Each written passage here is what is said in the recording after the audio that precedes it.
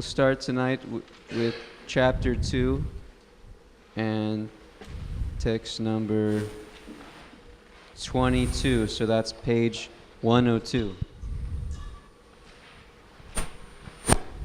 Page 102.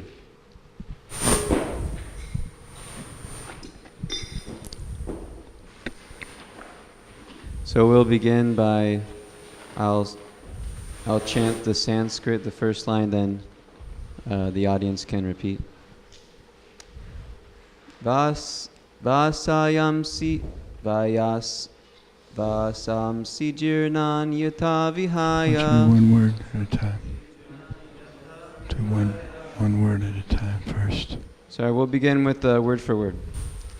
Vasamsi jirnani yata vihaya navani grinati naraha aparani tata sharirani vihaya jirnani anyani samyati navani dehi vasamsi jirnani yata vihaya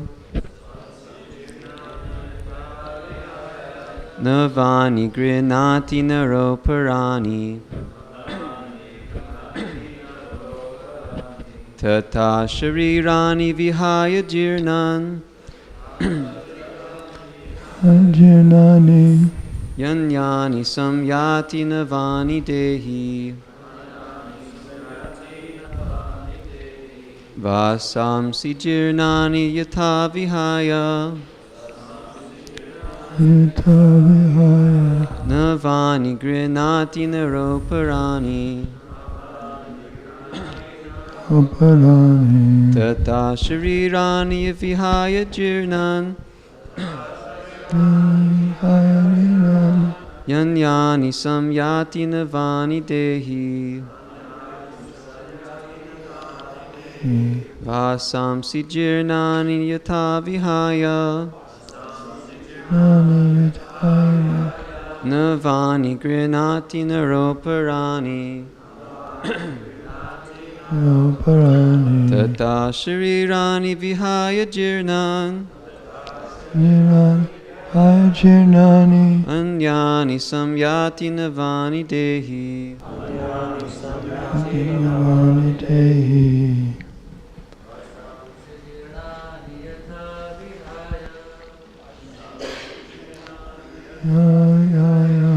navani grinati naroparani तथा शरीराणि विहाय जीर्णानि अन्यानि संयाति नवानि देहि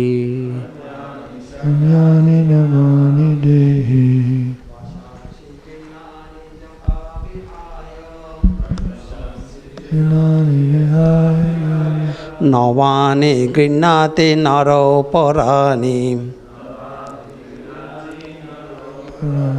तथा शरीराणि विहाय जीर्णानि अन्यानि संयाति नवानि देहि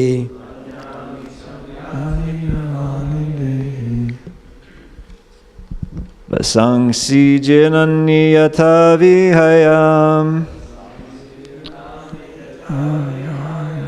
navani grinati naroparani tata sarirani vihaya jirnani anyani sangyati navani dehi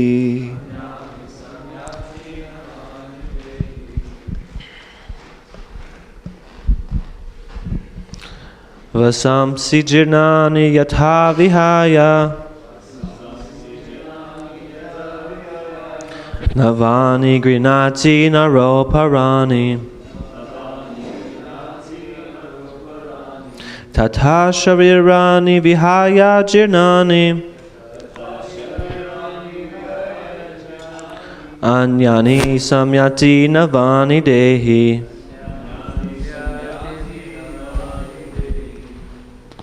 Vasamsi jirnani yata vihaya.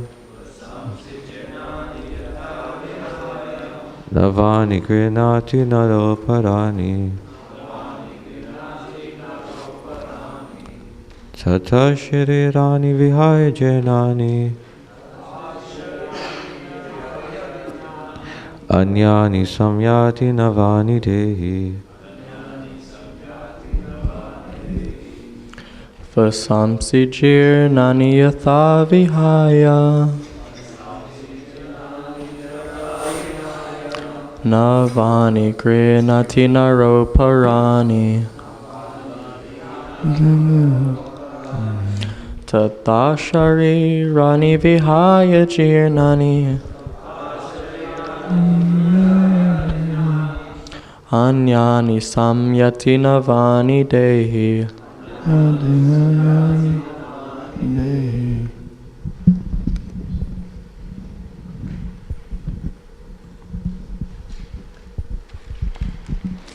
Vashamsi jirmani yatha vihaya. Navani grihnati naroparani. Tatha sharirani vihaya jirnani. Anyani samyati navani dehi.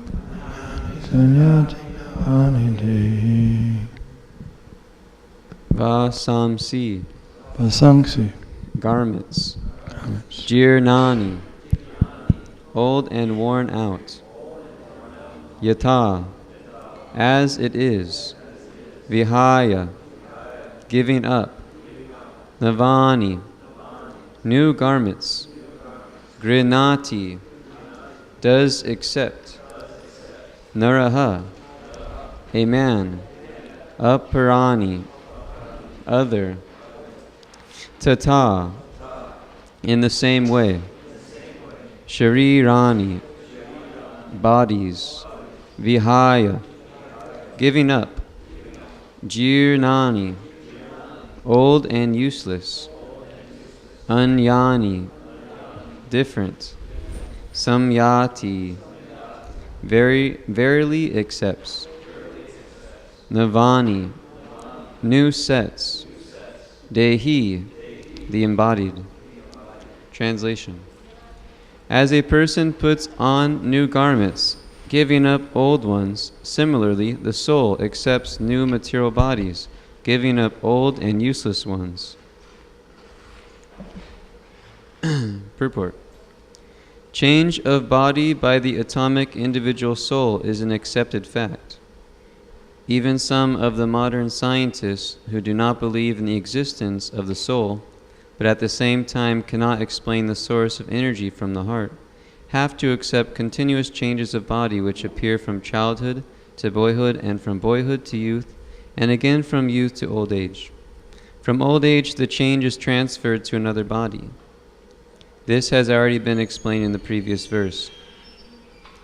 Transference of the atomic individual soul to another body is made possible by the grace of the Supersoul. The Supersoul fulfills the desire of the atomic soul as one friend fulfills the desire of another.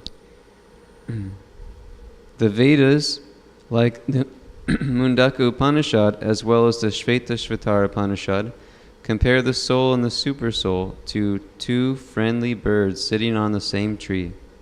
One of the birds, the individual atomic soul, is eating the fruit of the tree, and the other bird, Krishna, is simply watching his friend. Of these two birds, although they are the same in quality, one is captivated by the fruits of the material tree, while the other is simply witnessing the activities of his friend. Krishna is the witnessing bird, and Arjuna is the eating bird. Although they are friends, one is still the master and the other is the servant. Forgetfulness of this relationship by the atomic soul is the cause of one's changing his position from one tree to another, or from one body to another.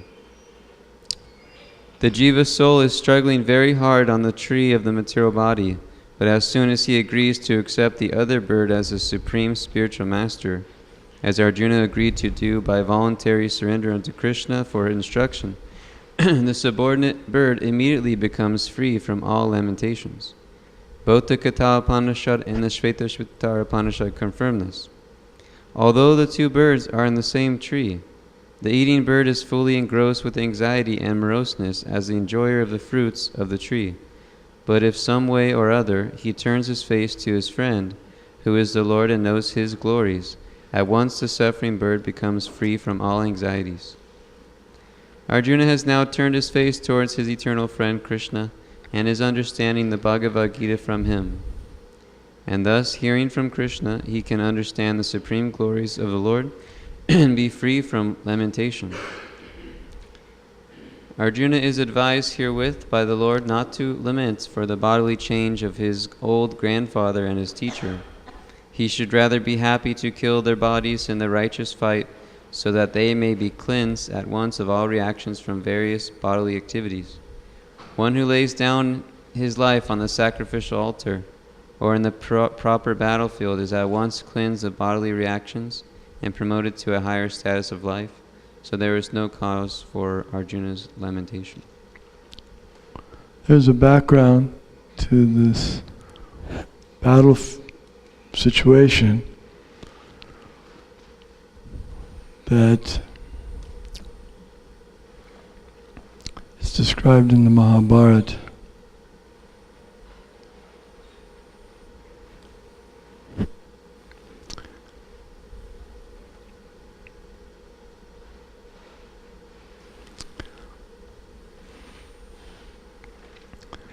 There was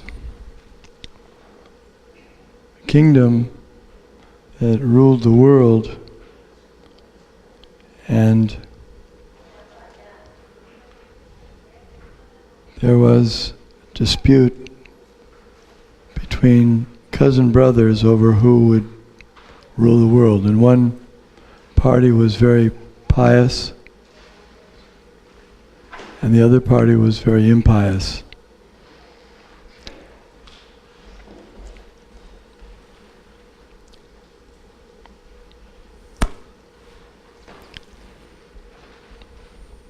So Arjuna happened to be among the pious side, and Lord Krishna, the Supreme Personality of Godhead,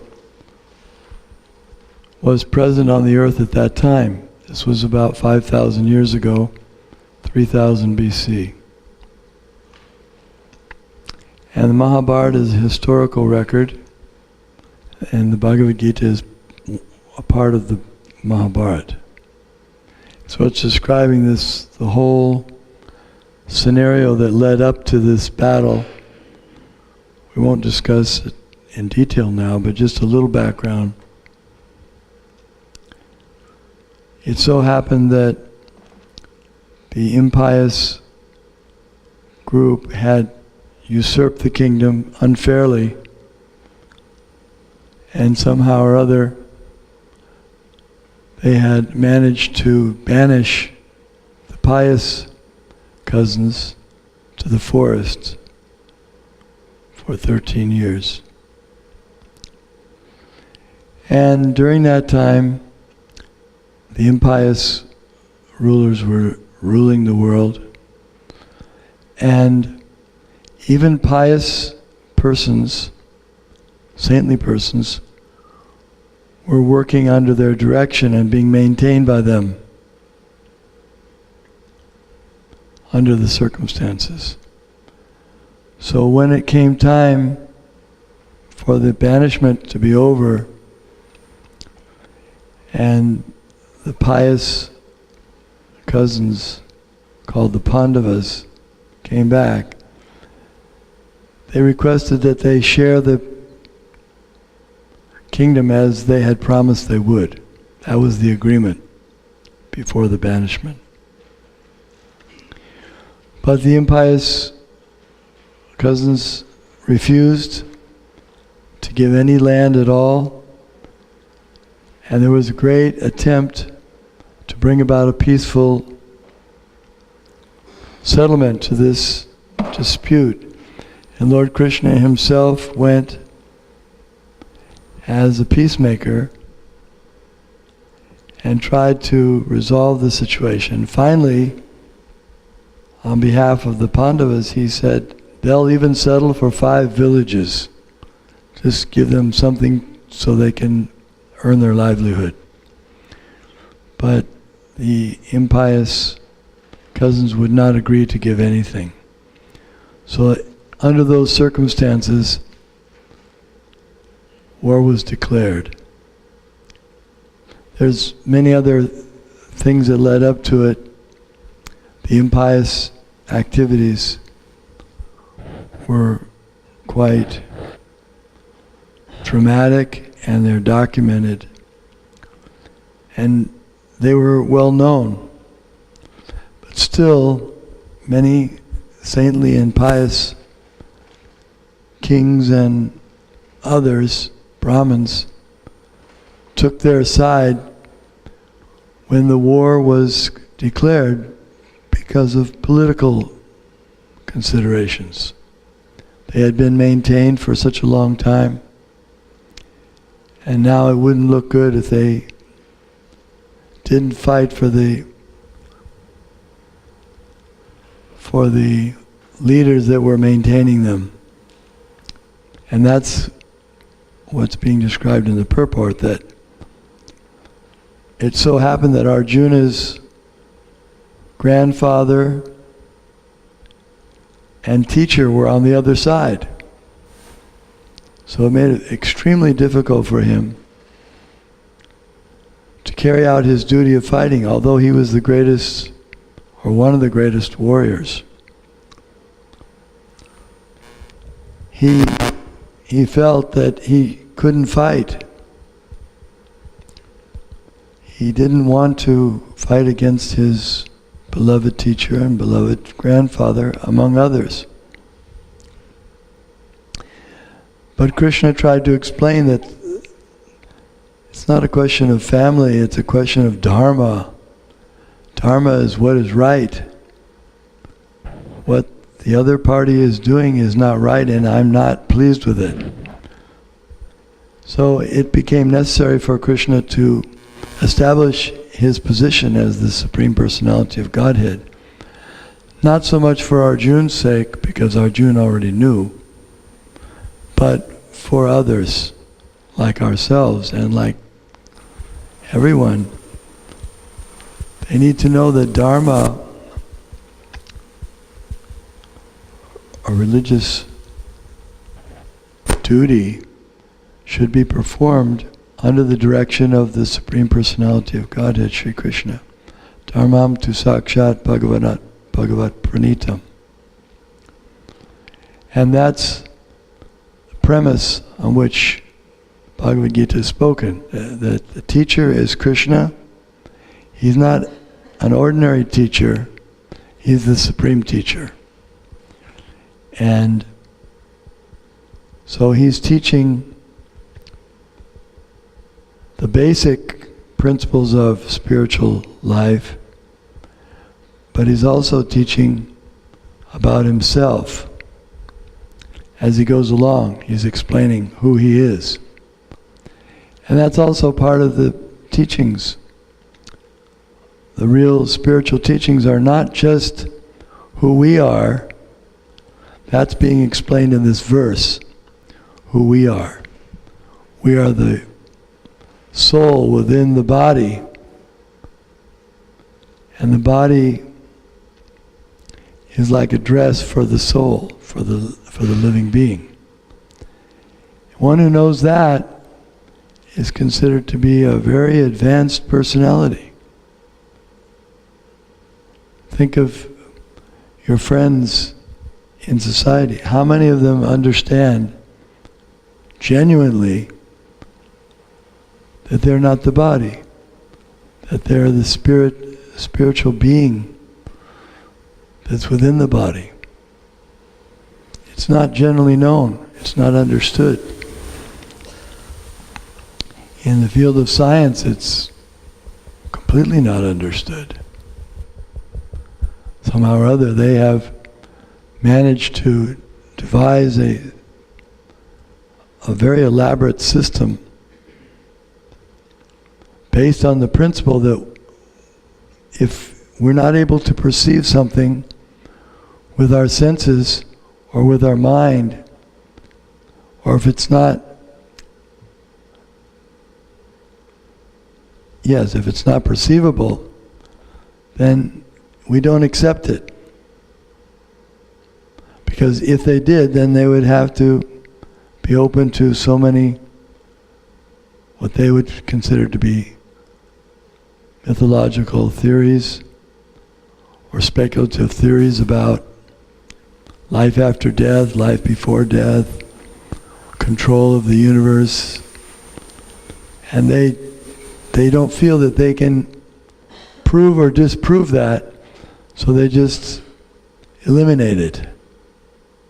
It's not part of the postulates.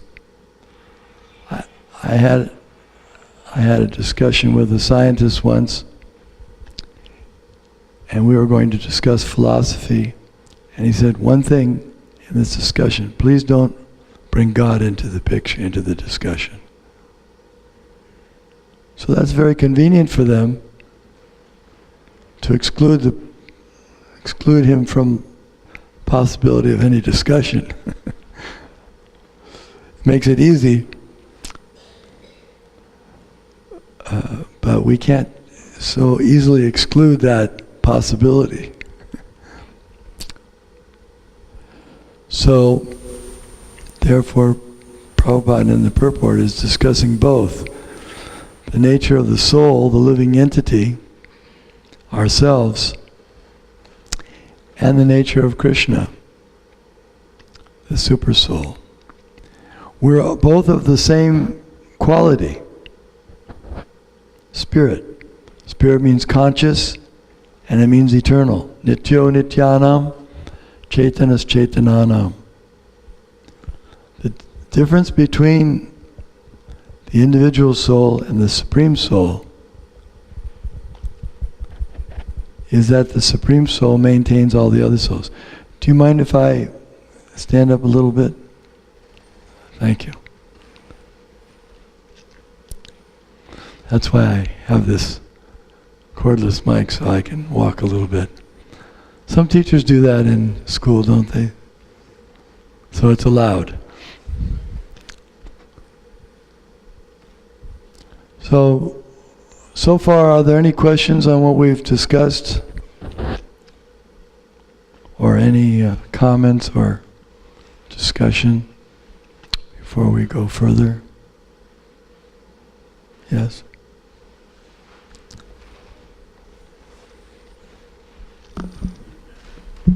Hare Krishna, thank you, Guru Maharaj. So someone can ask that, okay, I'm trying to do spiritual life, do some progress, but still I do not know who I am. Like we know that we are souls, but it seems to be, the process seems to be long to really understand who we are, like really. Well, yes, if we don't have faith in the teacher, then whatever he says, we have doubts. You say, well, how can I accept it? I can't see the soul. There's so many reasons we could give, arguments, doubts. How can there be a God? How can there be a soul? What's it made of? How do we know we had previous lives? How can we be sure? How can we trust? Who is Krishna? Has anyone really seen him? There's no photographs of him. So yes, we can have doubts. We can't make any progress without some faith. So faith begins with putting faith in Bhagavad Gita.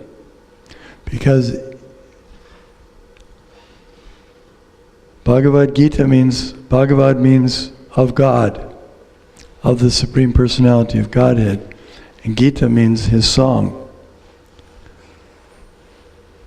So the premise for reading Bhagavad Gita is one should consider, let me suppose that there is a person who's the Supreme, and let me suppose that it's Krishna. And let me try to understand what he's saying and see if it makes sense, see if I can grasp it.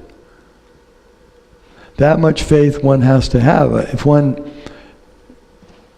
discounts everything from the beginning, then what can be done? That's our free will. The living entity is an individual person that has free will. He can choose to, as we heard, the bird that's eating the fruits on the tree, the individual soul can choose to acknowledge the other bird, the super soul, or he can choose to disregard him. I don't need him. I'm eating my fruits, and that's all I need. So, it's a question of, yes, faith in the right person, faith in the right authority is important.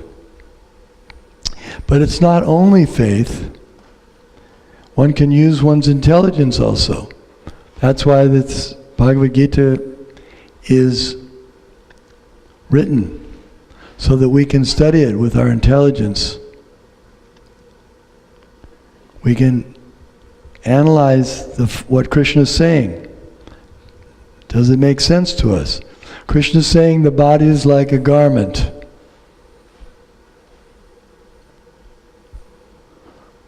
So we say sometimes we wear a fur coat. We used to have, fur coats used to be quite fashionable. They're not so fashionable now.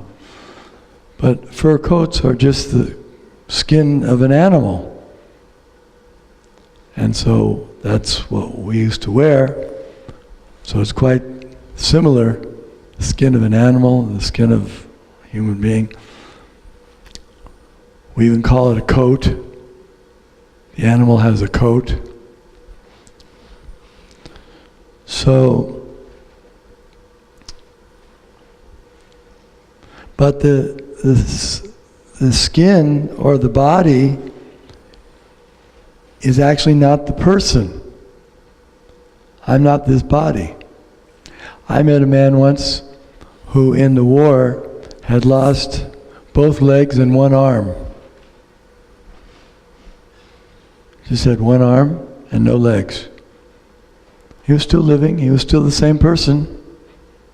So evidently that leg, or those two legs were not him. And that arm that he lost wasn't him. So what was him?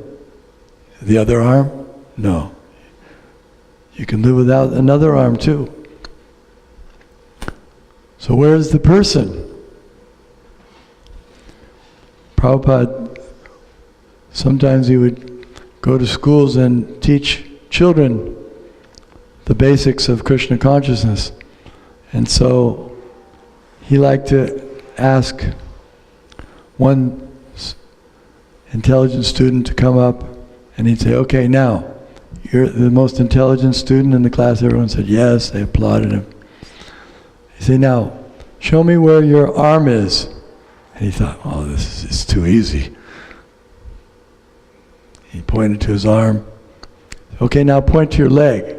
It's my leg. Okay, point to your head. My head. Now your ear. My ear. Now point to you. Where are you? And he didn't know where to point because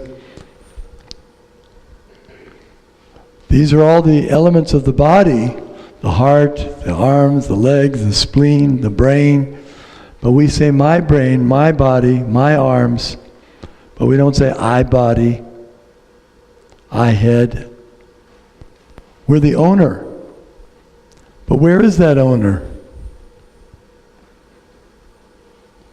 Where is that owner?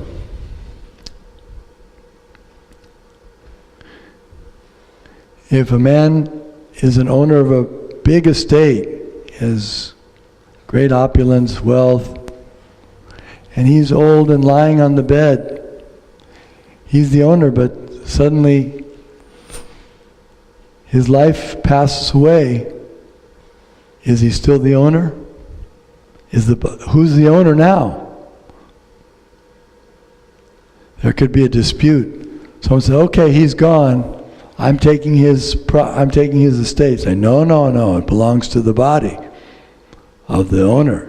Say, "No, the body. Come on, he's gone. That's a carcass. That's a corpse. That doesn't own the property anymore." And most everyone will agree that he's left, he's gone. And so they have to dispose of the body by burning or burying or something. But someone else may say, "How do we know he's gone? Where did he go? Did anyone see him leave?" No one. Say, "No, we didn't see him leave." Well, then how do you know he's gone? No, he passed away. Look, all the relatives are crying.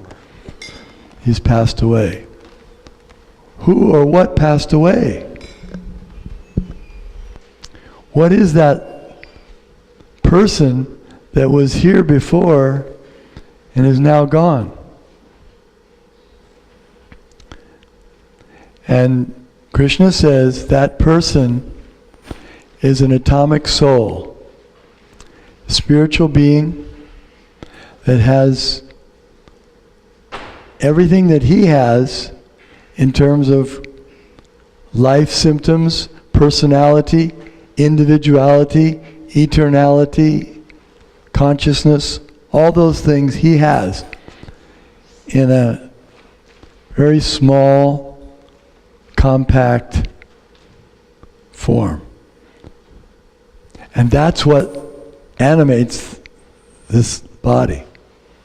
And that's what de-animates the body when it leaves. Makes sense. If the driver's in,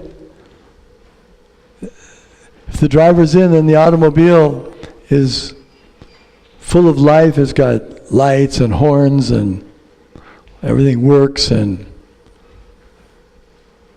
the computer's working, the exhaust, it moves, the wheels, everything. But if there's no driver, it doesn't do anything.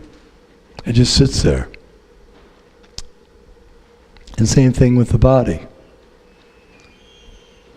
So Krishna says, this soul, Mamai Vangso Jiva Bhuta Sanatana.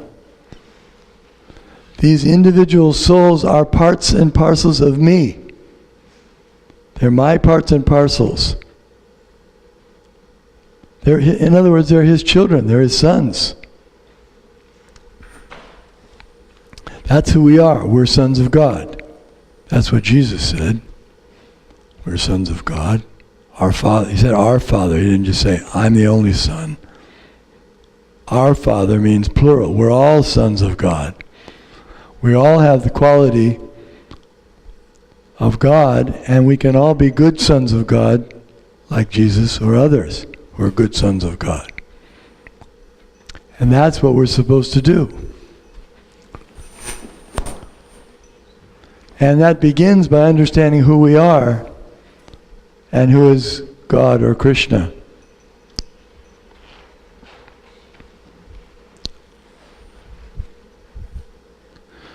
So we have to have faith in Krishna. If we have no faith in Krishna, then why read Bhagavad Gita? Don't waste your time. Do something else. But if you have some faith in Krishna, that's the beginning. Then you can hear what he says and compare. Many persons have the experience that when they read Bhagavad Gita, it was like, how would you describe it? Anyone like to say? Nima, you probably can describe it nicely. Not so nicely. I was very confused because it wasn't Prabhupada's Gita that I first read. Oh. Penguin's classic version. And it it wasn't as powerful or as clear. Okay, when you read Bhagavad Gita as it is, tell us what happened then. It made all my fear go away. Why? What were you afraid Because of? it reassured me that I was eternal, that there is a God who is eternal, and I have an eternal relationship.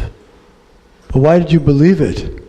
It's just a book. It's just words on a paper. Somebody says that Krishna is God, and he's supposedly saying this. It's just another philosophy. Why did it have some impact on you? I don't know, Maharaj. It felt true to me. I don't know. Yes, it's a good point. We have to use our senses, our mind, our intelligence. That's what we have to work with. And the soul has feelings. So we can't just go on feelings, but feelings combined with faith, combined with intelligence, that we can go with. So yes, many persons, as soon as they hear Bhagavad Gita as it is,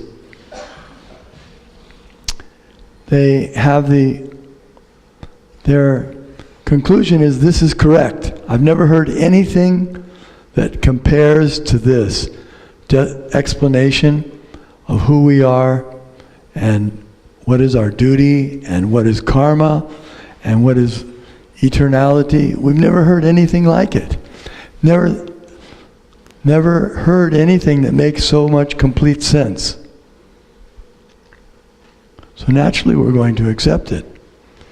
If you hear something that makes complete sense to you, then how can you deny it? How can you reject it? Just like, to give a crude example,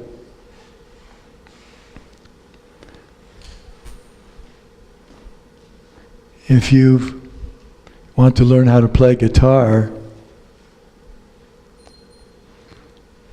there may be different people who say they know how to play guitar, but they're not really experts.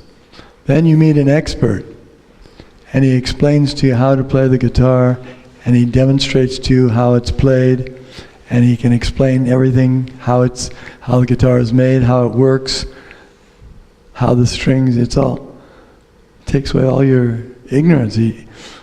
Ignorance is like darkness, and knowledge is light. So when the light comes, when the sun rises in the morning, we don't need an explanation. We were afraid because of the darkness. At night we're afraid. What is that sound? I don't see any. What is that? But when the sun comes up, our fear goes away because we can see. We can perceive. So, as you were saying, when you heard from Krishna, because Krishna says that just as the sun lights up everything in the daytime, this transcendental knowledge reveals everything. So yes, that should be the effect. That the darkness that we're in, the fear based on ignorance, based on not knowing, is gone because now we know. We can see. Or another example.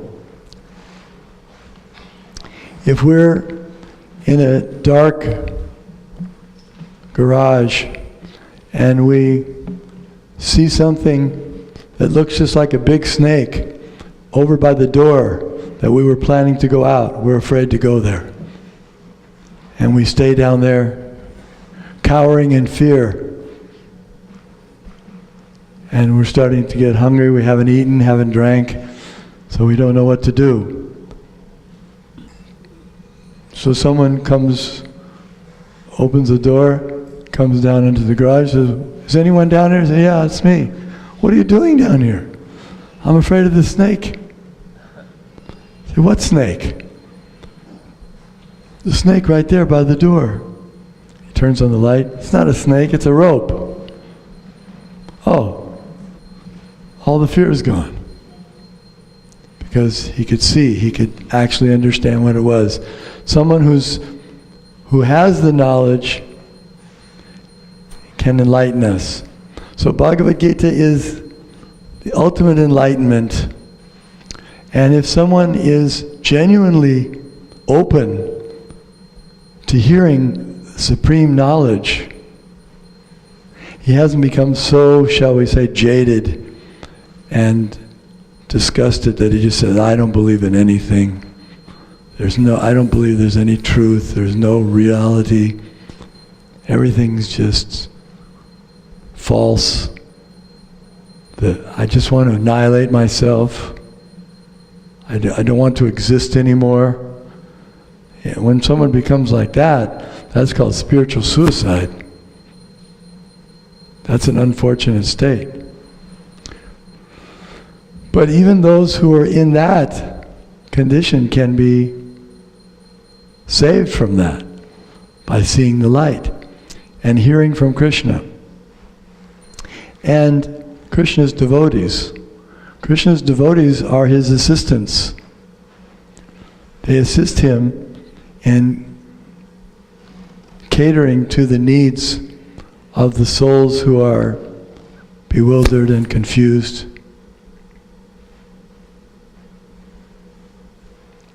There was another question?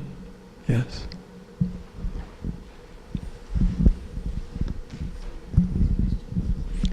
Hare Krishna Maharaj. Well, you kind of answered most of it, but still, I don't know, it's a kind of hard to understand. How can the atomic soul forget his relationship with Krishna, sitting on the same tree and having the same quality? How can that atomic soul have engage in a sense pleasure and anxiety and all that, being a part of Krishna? Yeah, I'm sure that many persons have that question. They have a relationship with someone and they're wondering how the other person can forget them and be interested in others. They completely ignore them. And they can't understand how that could happen. But that's the free will, that's the choice of the soul. Krishna doesn't force us to think of him. He requests us and recommends that we think of him and remember him. But he also is a very liberal father. He gives the children free will to do as they wish. And if they wish to forget him, then he'll allow them to forget him as long as they want.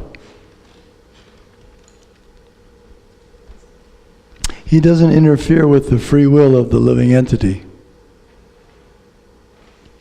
That's the premise. He sets up the rules, and the rules of life for all the living entities are, they're eternal, but they're eternally individual, separated beings. And they can choose to associate with him or not. And some do and some don't. Sometimes brothers in the same family, one will be completely surrendered to Krishna and the other will be completely ignorant, doesn't care about Krishna. So it's not based on the family, it's not based on the race, it's not based on the country where one is born, it's based on the individual. And Krishna allows us to forget him. And he allows us to remember him. Even if we've forgotten him for a long time, if we come in contact with a devotee, by that association with the devotee, we may remember Krishna again. And just like we go out chanting, and why are we going out and chanting? It's multifaceted reasons. One is for our benefit, but it's also for the benefit of the others who have apparently forgotten Krishna for some time, maybe a long time. But then by hearing the chanting, they may become awakened again to, at least they become happy by the singing, by the dancing and the singing and the music. But it goes deeper than that, because transcendental vibration of Hare Krishna, the Maha Mantra, is non-different than Krishna himself. So they're not just associating with some ordinary music, they're actually associating with Krishna himself in his feature as sound, Shabda Brahman. And not only can one's relationship with Krishna be evoked by sound, but it can be evoked by sight. Beautiful form of Krishna can attract us to Krishna again. Or philosophy, through our intelligence. Whoever reads Bhagavad Gita worships Krishna by his intelligence. And Henry David Thoreau said, every day I read Bhagavad Gita and I take a bath. My intellect is showered with the cleanliness, the sanctification of the words of Krishna. Just see. He wasn't born in India, he wasn't a Hindu, but he was an intelligent person looking for the truth. So if someone's intelligent and looking for the truth and not prejudiced, already has his mind made up, it's very difficult to argue with the points that Krishna makes. How will you defeat them? If someone comes to you and says, this is how it is, and he explains, and you say, okay, no, it's not, it's like this, and he defeats you. And say, okay, it's like this. No, and he explains it. Afterwards, you have to say, well, I'm defeated. But that defeat is our victory. We become victorious when we admit defeat before Krishna, before his supreme intelligence. Krishna says, I know everything past, present, and future, but me no one knows. Because we forget. You were just saying, well, why do we forget Krishna? Because we're limited, we're small. But he doesn't forget, because he's great. He's Vibhu. He's the master of everything, and we're just tiny. So qualitatively, we're equal with God, but not quantitatively. Just like the spark of fire. The spark coming from the fire is the same as fire. And if it falls on your cloth, it burns. But it's not like the big fire. It's just a little spark. And if it stays out of the fire for very long, it loses its fiery quality. But if it's put back in the fire, then it becomes, again, fire. Because that's its nature. So our nature is spiritual. When we're in Krishna consciousness, that's our real nature. That's our real happiness. All of our desires can be fulfilled on the spiritual platform. But when we're trying to act like we're this body, it's like if someone goes around acting like he's a Toyota Corona. He's acting like he's a vehicle. He's making honking sounds and drinking gasoline. He's going to have a miserable life. Isn't it? Because he's trying to be something he's not. he won't be able to enjoy his life. But when he realizes, no, you're not this, you're not the car, you're not the body, you're the spirit soul inside. You're eternal. That's why Nimai said he felt free from fear, because he understood, now I understand, I'm soul. I'm not the body, I live forever. That's why I want to live forever, is because I do live forever. Why do we spend so much money trying to stop death? Because we don't want to die. Why don't we want to die? It's the nature of the soul to be eternal. So this whole death thing is just a big hoax. There's no death. We have swallowed this hoax for millions of lifetimes. How long are we going to go on thinking that we're this body and we have to die? That's our illusion. So it's time to wake up. Utishtata jagrata prapya varana bodhita. It's time to wake up, find out who we are, and get out of this miserable condition of birth and death, old age, disease, and again, recycling. Next lifetime, as described in this verse, when one gives up this body, then he takes another body.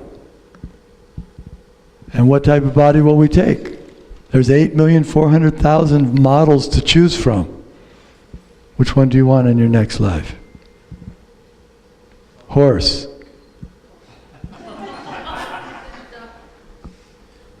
Someone wants to be a horse. Someone wants to be a pigeon. Someone wants to be a snake. Someone wants to be a demigod. Someone wants to be a cow. A dog? Anyone like to be a dog? Any other things you'd like to be? But that's what happens, because the soul doesn't die. You may say, why doesn't the soul die? Because it's not material. It's spirit. That's the nature of spirit. It's eternal. Ajo nitya shashvatoyam parana ahanyate hanyamane sharire. The description of the soul is given. He's never born, never dies, can't be burned, can't be cut, can't be moistened. What else? Can't be withered by the wind. It's completely indestructible, and it never has a birth, and it never dies. That's the nature of soul. That's who we are. That's what we are. So when you realize that, you become joyful. Brahma Bhuta Prasanatma. Prasanatma means happy. When you realize you're a soul and not a body, you have to become happy. You thought, whoa, that was really great. Now I realize I'm not going to die. Now someone will say, a skeptic will say, yeah, wishful thinking. You're putting all your hopes into that you're going to live again after this life and you'll be happy in heaven. And now in the meantime you're wasting your time in some kind of worship or something like that, hoping.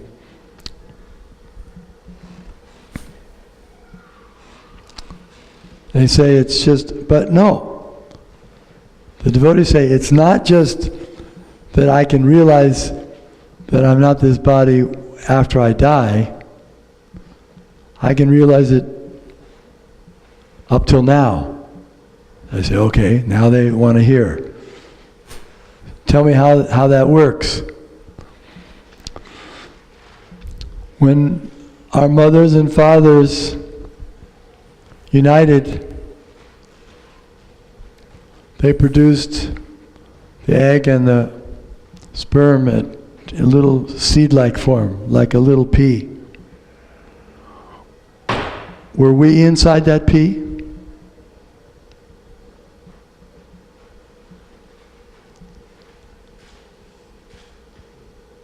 Someone's not sure. Someone dare to say that they were inside that little pea?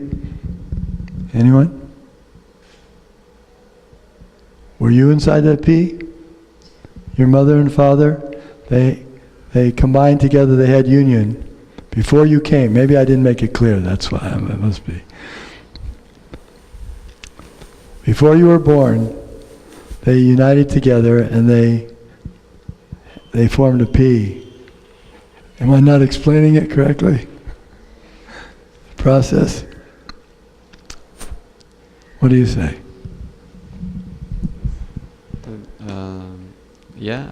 Okay, you were in there. I was in there. If you don't think you were in there, you can ask your mother. You can say, Mother, was I in the womb the night after you and Father united together? She'll say, yes, son, you were in my womb. Isn't it? Will she not say that? So you were in there, you must have been pretty small because the body was really small. You fit in there, right? And then what happened? Well then, day by day, the body grew. And it went through different forms. And you were living in that condition, in those bodies. The bodies were changing. Every day the body was changing. Things were being added, things were being adjusted, some things came out. It was a whole system. And then the body kept growing and growing. And then finally, when you were born, you were given a name. Now you're given a name. But you existed before that. Were you alive before that?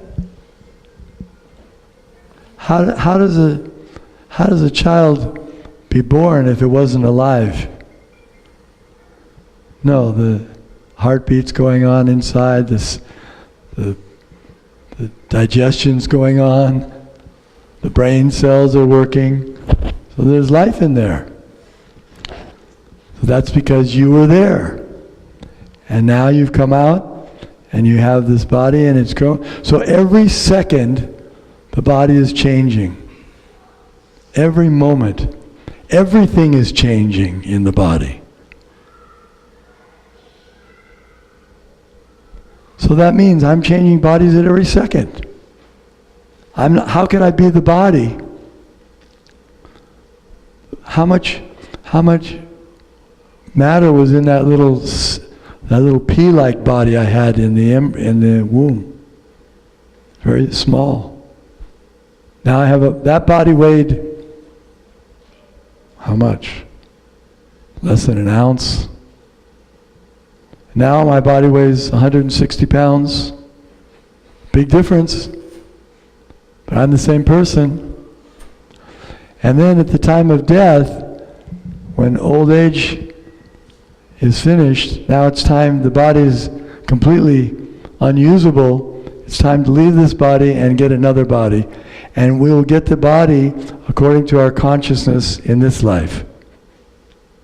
So if one develops the consciousness like a dog, then he gets his next body.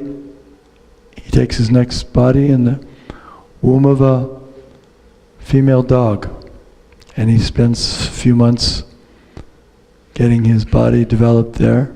Then he comes out according to his consciousness. This is a science. This is how it works. And when we understand this science, then we can make our decision properly, proper decision based on knowledge. If we don't know what's going on, if we're simply bewildered, we don't know what to do. We don't know how to live our lives. We don't know whether we're responsible after our life. We don't know if we're going to live after our life. They say if you have one life to live, live it like this. Everyone's writing songs about it. I only have one life, so I'm going to do this. But what if you live forever and you're responsible for your activities? Then you'll think twice before you do certain things. So we have time for Arti now? Okay, thank you very much for your kind attention. Hare Krishna. Thank you, Maharaj.